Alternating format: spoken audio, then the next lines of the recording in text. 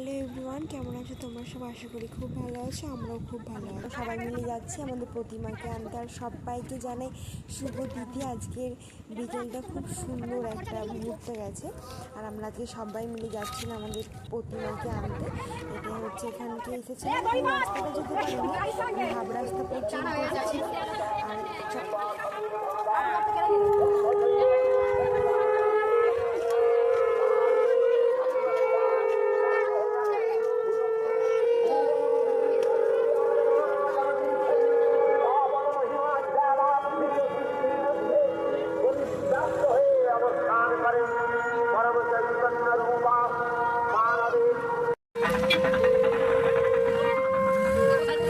চলো এখন সবাই মিলে আমরা মণ্ডপে যাই।